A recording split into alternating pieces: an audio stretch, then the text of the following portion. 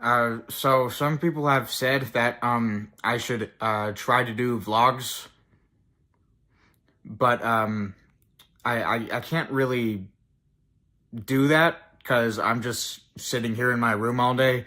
So I thought this would be a good chance to show off some of my retro game collection. I guess that kind of counts as a vlog a little bit, but I've got some pretty cool stuff here. First of all, I think I should start with the GameCube stuff. But first and foremost, before I get into the games, I actually have the original box, as you can see.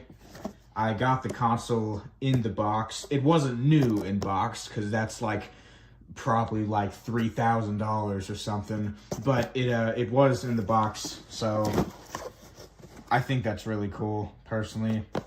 Fantastic games for an unbelievable system. Which is still true to this day because a lot of people really love this console. I like it too. It's a cool console. But yeah. So the games. I have quite a lot of them. First off, Chibi Robo.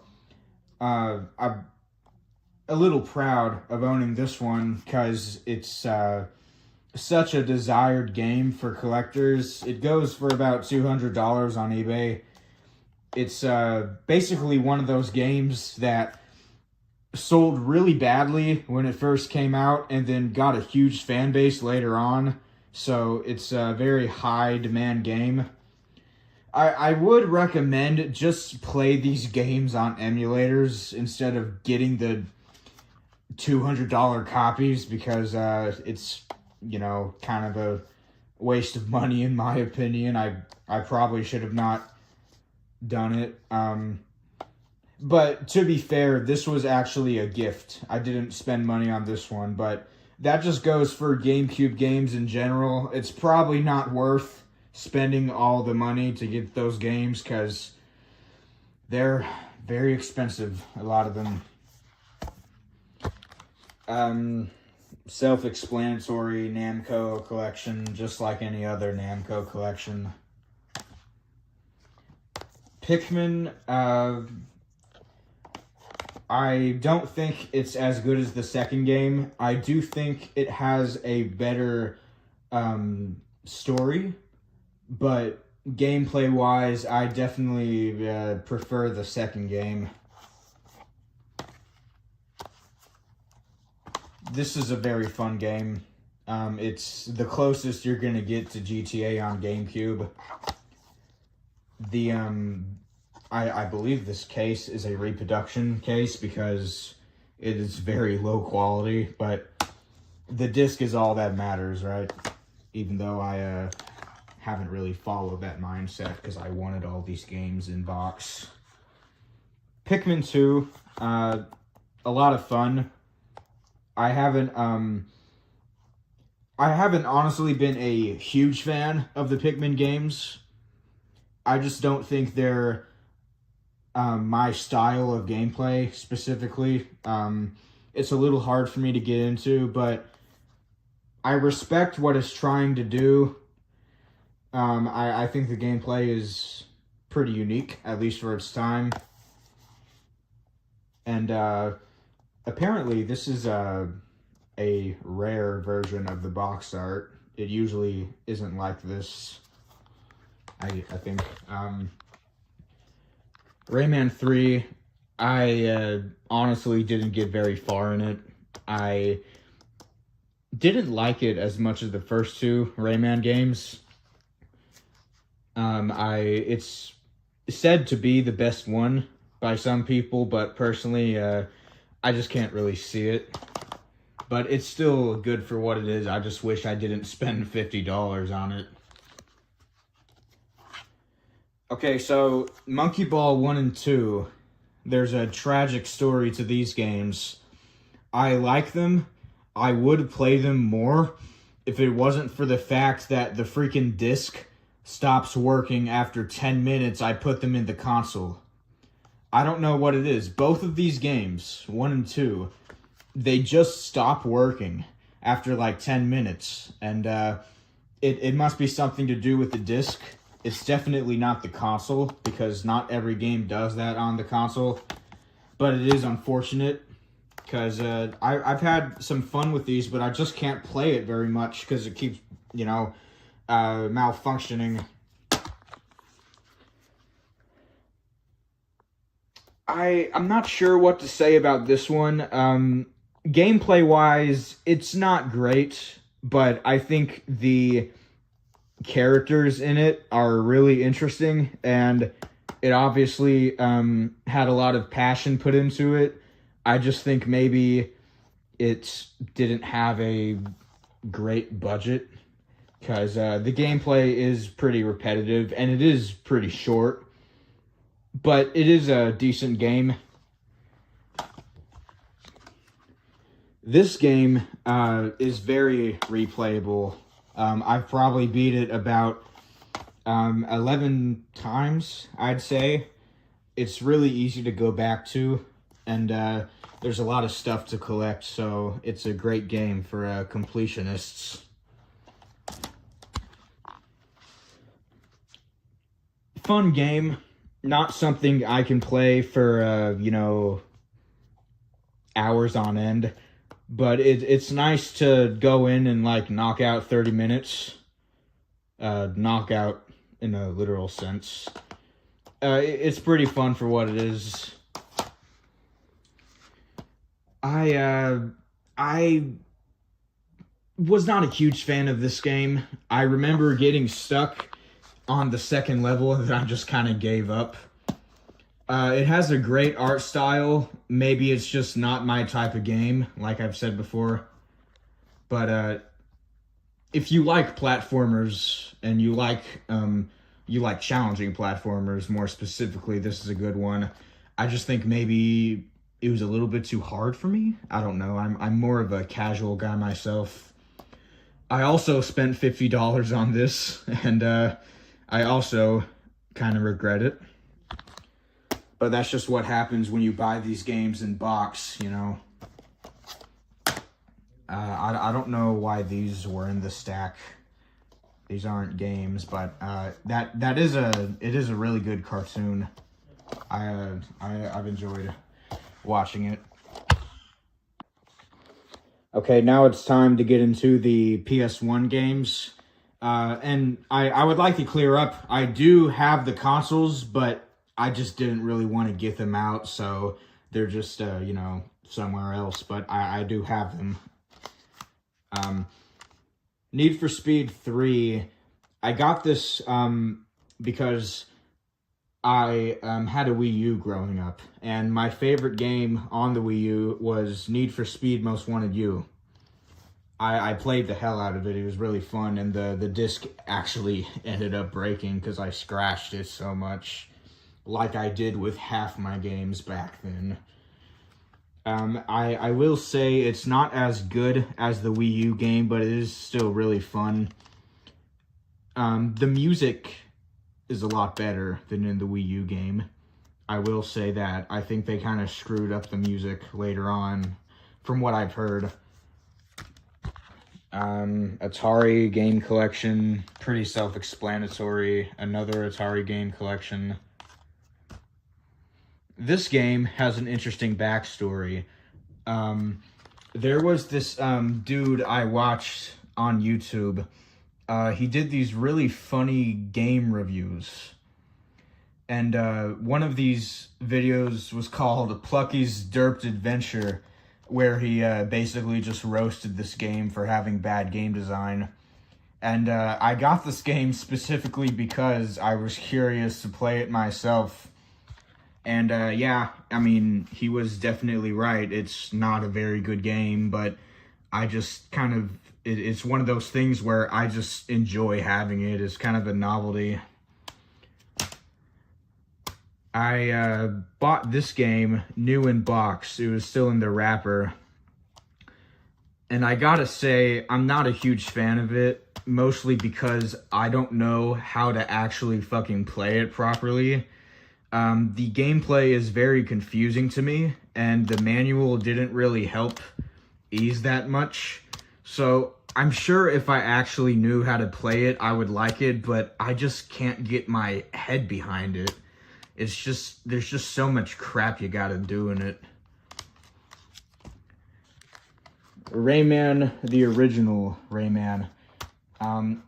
Now, I actually beat the Atari Jaguar version of this game without the cheat codes, but for this specific version, I had to use the cheat codes because it's just too damn hard, you know? I'm not gonna spend 8 hours a day just to beat the game properly.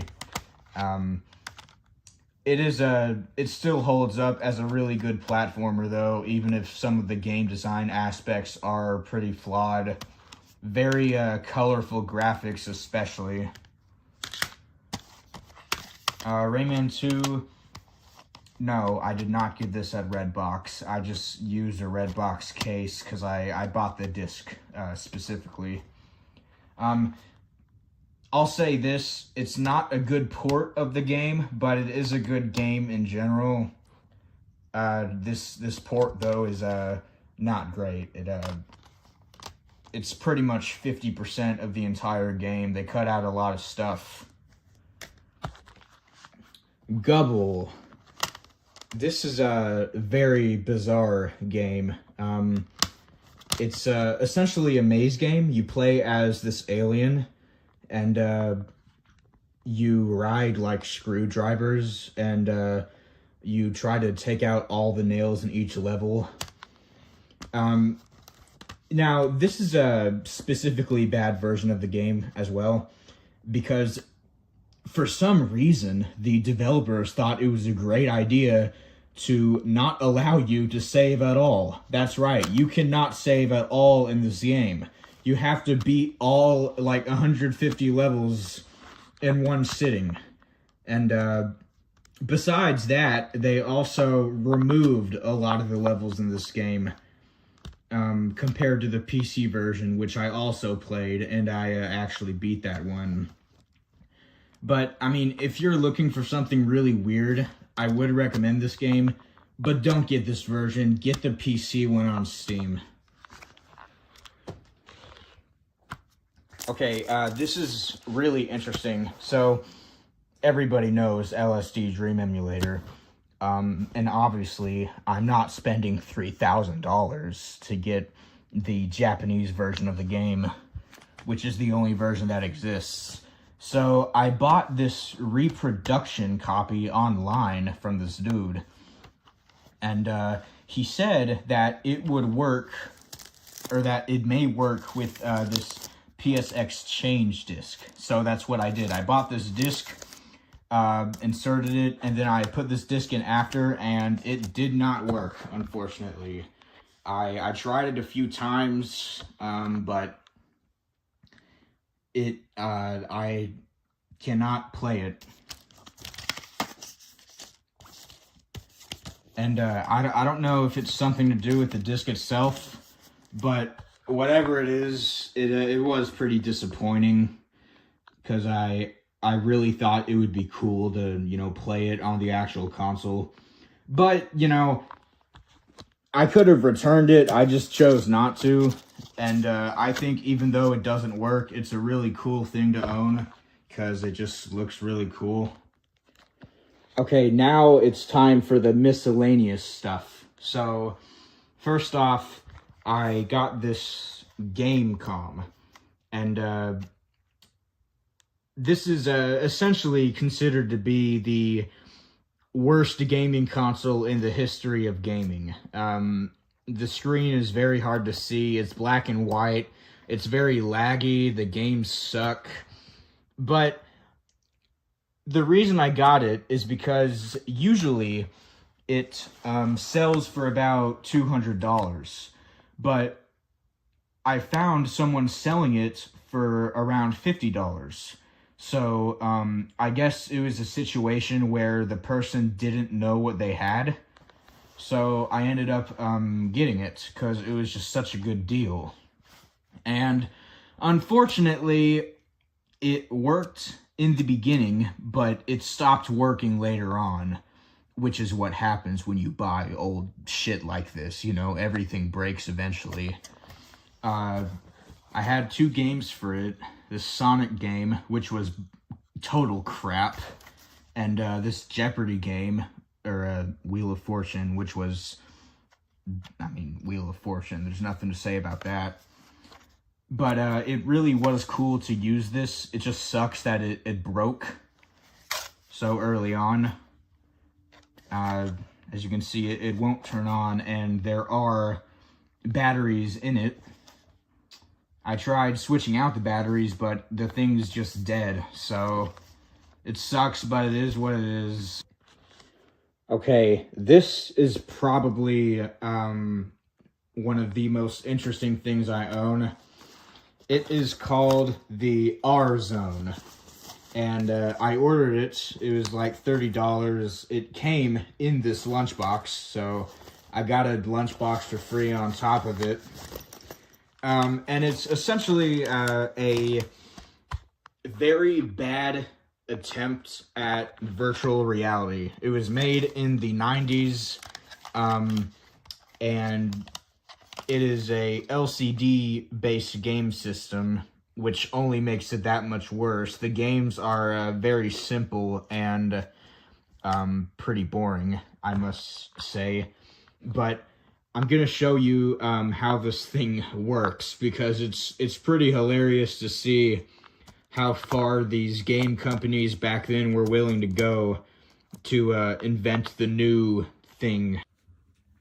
Okay, I'm going to get this thing on now. So how it works is that the screen is up here. This is what actually displays the game. But obviously you're not going to be able to see that. So you pull down this little piece of plasticky glass thing, and you basically just put it on like this. And you, hang on a second. You do that, and then you turn on the game with the on button, which for some reason is on the controller itself. And then, as you can see, the game is displaying right up there, but it's reflecting at me through this piece of glass.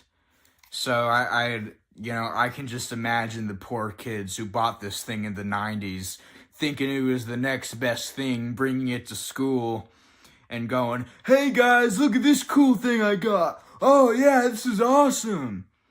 They must have lost a lot of friends. I really do feel bad for them. Yeah, apparently this thing gives you like headaches, and it ruins your vision. So I don't play it too much, but I bring it out every once in a while when I'm bored. It's just something kind of fun to do. I only have one game for it. It's this Star Wars game. But like I said, none of the games on this console are any good. It's all just bullshit LCD garbage you'd find on a calculator, you know. Let me turn it off. Turn off? It's not turning off for some reason. Okay, whatever. I'll just leave that, I guess. Saving the best for last, I got this really ancient game from probably the late 70s, early 80s, I'd say. It's very unique how it works. So you move this tank along the bottom and you shoot projectiles, and everything is done with rolling tape images. None of this is an actual LCD screen, which makes the game that much more impressive. Now, unfortunately, try to guess what I'm about to say. Try to guess. That's right, it doesn't work. It doesn't. I got it. It worked for like the first few days, then it just stopped working. So that's what happens when you buy shit like this, you know? You can't expect it to work forever, but it's still a cool thing to own. And Additionally, I would like to show off these VHS tapes I got of Back to the Future. This one is new in box. Now, I have a VHS player, but it doesn't work. So I can't watch this. And I'll tell you why I know it doesn't work is because I bought a VHS of John Carpenter's The Thing. Pretty much one of the best alien movies ever. And I put the VHS tape in, and I started hearing banging noises coming from the VHS player. So I took the VHS out, and there was a piece of tape sticking out from the tape. So I guess it just ruins every single tape you put in it. So it's definitely not a functional player. But yeah, that's pretty much all I have to show. There are a few more things. I have a Game Boy Pocket. I don't know where it is. I have an original DS. I don't know where it is. But I think this was the most interesting stuff. Retro games have always been kind of a big part of my life. I've always been interested in them. And I'm glad I was able to get my hands on some of this stuff, you know. But yeah, that's it. I don't have anything else to say, so yeah.